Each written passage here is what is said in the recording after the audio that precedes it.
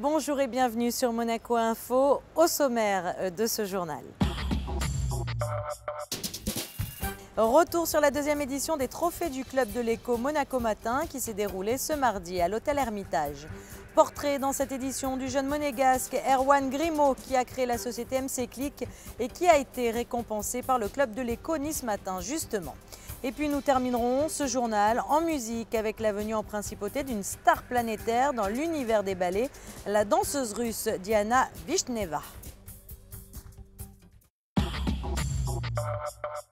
Et pour ouvrir ce journal, un heureux événement tant attendu en principauté, la naissance de l'enfant de Charlotte Casiraghi et de Gad Elmaleh.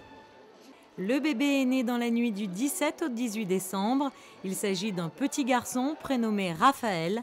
La maman se porte bien.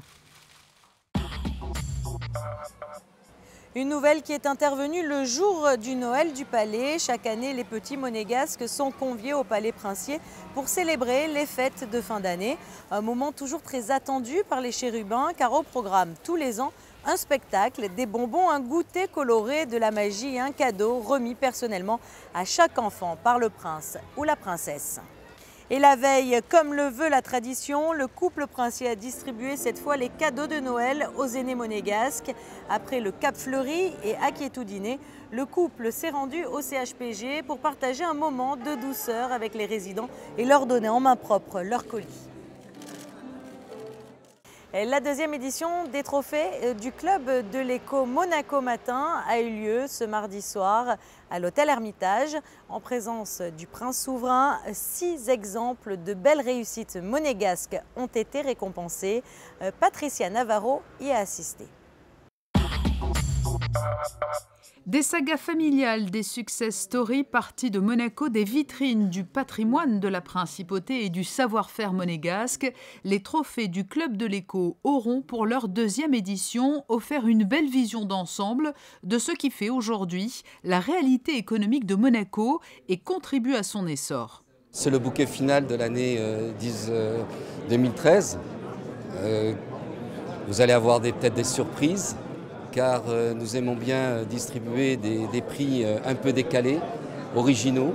Nous faisons une présélection de un peu plus de 100 entreprises, puis une deuxième sélection où il ne reste que 5 entreprises par secteur qui vont être remis, et ensuite le jury décide qui sera le lauréat de l'année. Il y a un bel échantillon des entreprises monégasques et je crois que en termes de taille, en termes d'innovation, en termes d'attitude sur les marchés export de conquête, je pense qu'on a un bon échantillon assez représentatif de la valeur des entreprises monégasques. Sur les 4000 entreprises que compte Monaco, 6 se sont vues remettre un trophée. Dans la catégorie internationale, c'est la société ESCO qui a été primée. ESCO fait rayonner la principauté à travers le monde. Cette société est spécialisée dans le secteur de la logistique et approvisionne notamment 50 000 casques bleus. Je suis touché, je suis surpris, franchement, parce que j'étais surpris de savoir d'être nommé et gagnant d'un trophée si prestigieux. Le prix Made in Monaco est revenu au laboratoire Acepta. Depuis 1943, il crée et commercialise des produits fabriqués dans leurs locaux du quartier de Fontvieille. On est extrêmement honorés, fiers et très émus aussi d'avoir reçu ce prix parce que c'est vrai que depuis 70 ans que l'entreprise est à Monaco, produit à Monaco, on est extrêmement sensible à la reconnaissance qui a été faite ce soir. Quand on voit la diversité des productions faites à Monaco, c'est vraiment extraordinaire et notre souhait c'est que toutes les entreprises puissent continuer à se développer à partir de Monaco et nous-mêmes continuer à avancer à l'international à partir de Monaco. La Société des bains de mer a reçu le prix spécial du jury. Komodo, qui développe une nouvelle forme d'éolienne, s'est vu décerner le trophée du développement durable. Le jeune monégasque Erwan Grimaud, lauréat du trophée de l'innovation, a remercié le jury du Club de l'Éco en faisant voler dans la salle Eiffel de l'hôtel Hermitage l'un de ses drones. Les Giraudy, père et fils, ont quant à eux reçu leur trophée des mains du prince Albert II. Ils ont été récompensés dans la catégorie Manager de l'année. eux qui sont à la tête d'un groupe qui exporte chaque année 90 000 tonnes de viande et qui emploie à travers le monde plus de 340 salariés. Je suis rentré, c'était une société qui était dirigée, commencée par mon père. Elle avait quand même déjà 30 ans, elle était quand même déjà bien dans le marché, elle était assez connue, mais depuis les dernières années, on a vraiment essayé de la développer à tous les niveaux, on s'est diversifié. Aussi bien dans la viande, on a essayé de devenir importateur, chose qu'aujourd'hui est chose faite. Puis évidemment, toutes les autres activités annexes, les restaurants, la mode. Bon, on n'a pas trop eu le temps de parler de mode parce que j'avais 30 secondes de temps, mais ça aussi, ça me prend beaucoup de temps. Ces trophées qui ont donc pour objectif de mettre à l'honneur les talents et les entreprises de la Principauté trouvent un prolongement tout au long de l'année à travers les réunions du Club de l'Éco. Des rendez-vous qui sont autant d'occasions d'évoquer de grandes thématiques liées à l'économie de Monaco et dont les lecteurs de Nice Matin peuvent ensuite découvrir le compte-rendu dans les pages du quotidien. Et parmi les lauréats de cette édition 2014 du Club de l'Éco Nice Matin, il y a donc un tout jeune monégasque âgé de 23 ans seulement. Erwan Grimaud a créé il y a 2 ans de cela sa société MC Click. Patricia Navarro revient sur les dessous de cette success story made in Monaco. En 2011, Erwan Grimaud ouvre une boutique rue des Açores. Ce jeune monégasque décide de faire de sa passion pour le modélisme sa profession. Très rapidement, il se fait connaître en développant parallèlement une activité basée sur l'utilisation de drones et ce magasin véritable caverne d'Ali Baba. Au début, on s'est surtout fait connaître par les drones, vu qu'Erwan, avant de s'installer dans ce magasin, faisait déjà des drones. Donc on avait une petite réputation comme pilote de drone et photographe. Maintenant, quand on a ouvert le magasin, c'était quelque chose de nouveau à Monaco. Donc personne n'avait jamais entendu parler de ça, sauf ceux qui étaient déjà passionnés et qui allaient à Nice. Et au fur et à mesure, il y a une sorte de mode qui s'est créée autour de ce modélisme. Donc on a maintenant beaucoup de clients qui viennent soit pour des voitures radioguidées, soit pour des hélicos, que ce soit pour les grands enfants qui ont un certain âge ou que ce soit pour les enfants un peu plus petits. La boutique d'MC Click s'est étendue récemment. Erwan Grimaud y a créé un atelier dans lequel trône sa dizaine de drones, tous plus impressionnants les uns que les autres. Il a aussi été l'un des premiers en Principauté à se doter d'une imprimante 3D. Mais la plupart du temps, c'est à l'extérieur, dans les rues de Monaco, que vous le trouverez. Il y fait voler ses drôles d'engins pour trouver sans cesse de nouveaux angles de vue. Il est vrai que notre matériel fonctionne bien, fait des images vraiment différentes, donc on commence un peu à travailler un peu partout. On a aussi inventé un nouveau système qui permet de tuer les charançons du palmier, donc sous la demande du Palais Princier.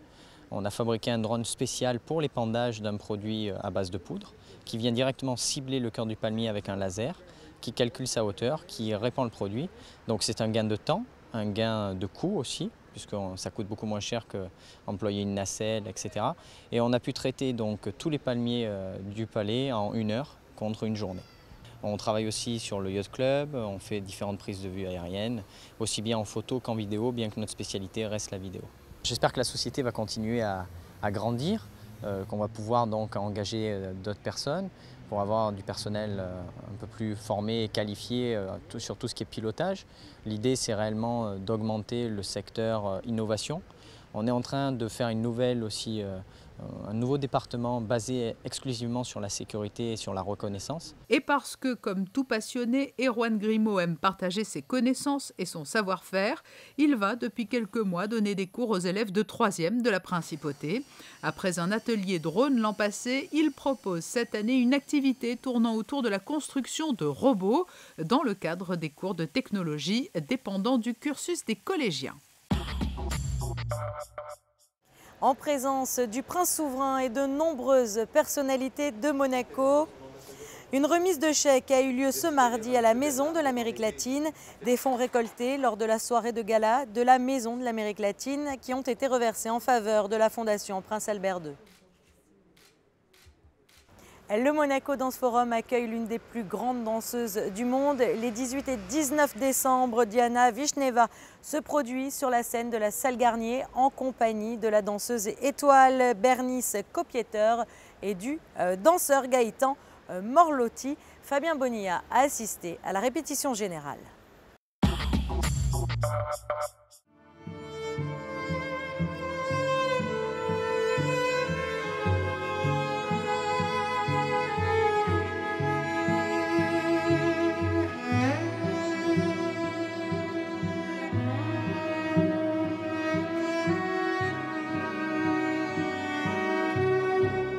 On the Edge, voici le titre de ces 2 soirées proposées par la compagnie des ballets de Monte-Carlo dans le cadre du Monaco Dance Forum ce mercredi et jeudi.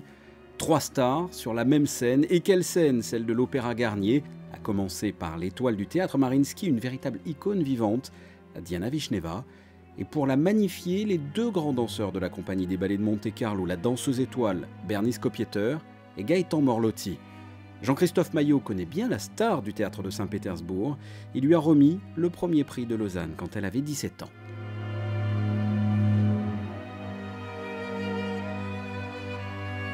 Oh ben elle est comme tous ces grands artistes, c'est-à-dire c'est quelqu'un qui a d'abord l'instinct. Il y a quelque chose d'inné, il y a quelque chose de naturel dans la compréhension des choses. Et puis comme tous les grands artistes, ce qu'elle a d'assez exceptionnel, c'est que même quand elle est fausse, elle est juste. C'est-à-dire que c'est quelqu'un qui a cette capacité à ne jamais faire quelque chose qui soit inintéressant. Je suis très heureuse d'être à Monaco, d'autant que ce ballet se joue à l'Opéra Garnier où se sont produits les ballets russes avec Diaghilev. Je connais Jean-Christophe Maillot depuis longtemps, j'aime sa sensibilité, il est envoûtant, son enthousiasme est contagieux et ça me transcende. C'est un travail millimétré qui a été fait et en plus, je partage la scène avec 2 grands danseurs qui sont d'immenses artistes.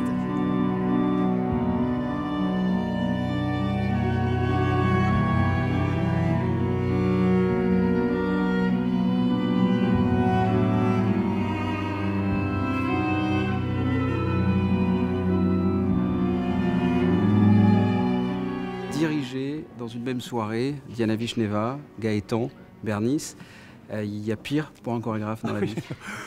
Oui, il y a pire, oui. Mais de toute façon, enfin, c'est toujours un... Quand les artistes ont cette qualité-là, c'est toujours un bonheur. Surtout pour un chorégraphe, puisque comme on le sait, le chorégraphe n'existe qu'au travers des autres, au travers des danseurs. Donc cette transmission-là, elle est exceptionnelle. Là, j'ai 3 Ferrari et c'est assez agréable à conduire, je dois dire.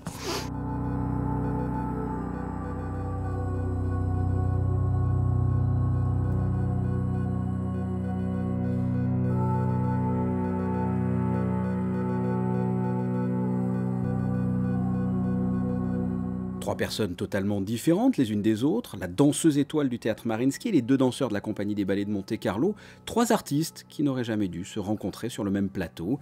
Ils ont interprété Switch, une création pour l'occasion de Jean-Christophe Maillot, l'histoire d'un sacrifice pour être au sommet de son art, au point d'en oublier le reste.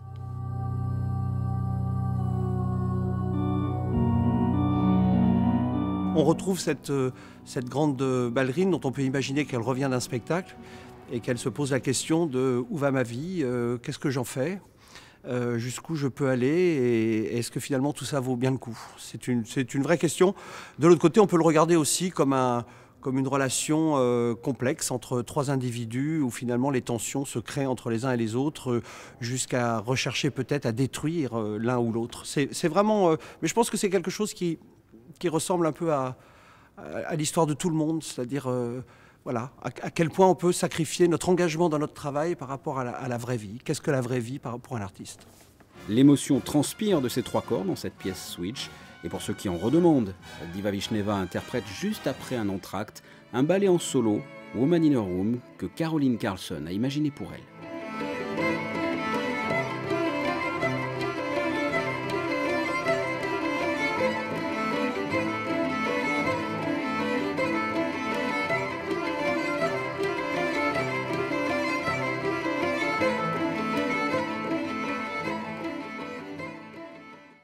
Ces 2 soirées sont un préambule des 20 ans de Jean-Christophe Maillot à la tête de la compagnie des ballets de Monte-Carlo. Jean-Christophe Maillot qui présentera Casse-Noisette Compagnie du 26 décembre au 5 janvier au Grimaldi Forum. Et au Grimaldi Forum, justement, peut-être vous y étiez lundi pour la projection du film de Roman Polanski, Weekend of Champions. Vendredi à 20h30, les archives audiovisuelles de Monaco présenteront un autre film, cette fois consacré à Fred Astaire. Les explications de Vincent Vatrican, directeur des archives audiovisuelles de Monaco. Pour rien vous cacher, on a choisi cette comédie musicale avec Fred Astaire en pensant à la chorégraphie que Jean-Christophe Maillot a réalisée il y a quelques mois, hommage à la comédie musicale américaine.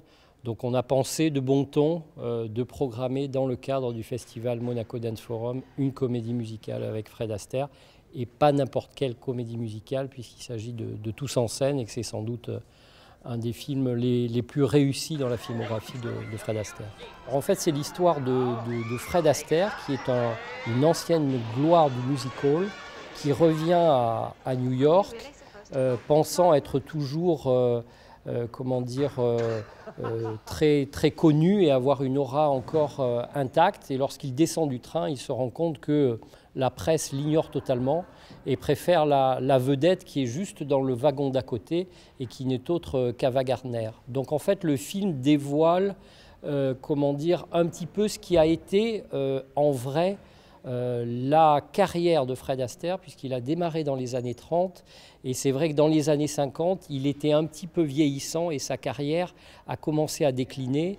Et en fait, ce film va relancer sa carrière et lui offrir un rôle avec un R majuscule. Et l'histoire raconte justement comment cet acteur, qui est un petit peu maintenant, pas méprisé, mais oublié du public et de la presse, va se retrouver au premier plan grâce à la camaraderie d'anciens compagnons de comédie musicale qui vont lui écrire un spectacle sur mesure et qui va connaître un succès flamboyant à Broadway. Le nouveau numéro du magazine Code Sport vient de sortir. Il s'agit déjà de la 8e édition. Tennis, volleyball, voile, boxe, no finish line. Vous saurez tout sur les grands événements sportifs de la Principauté. Sinon, passons à présent à la météo. Jeudi sera une belle journée nuageuse accompagnée de légères averses le matin. Du côté des températures, comptez 11 degrés pour les minimales et 12 pour les maximales. Vendredi, le temps se déclinera, de la pluie et des nuages. Samedi, le soleil sera légèrement voilé, mais aucune détérioration n'est à prévoir. Dimanche, prolongement de la période de temps sec et agréable avec des maximales atteignant 15 degrés. Et si sur Monaco Info, nous vous parlons bien sûr de votre actualité 100% monégasque. Nous vous faisons également voyager. Retrouvez tout de suite votre magazine des îles et des hommes qui vous transporte cette fois sur l'île de Saint-Honorat. Au revoir.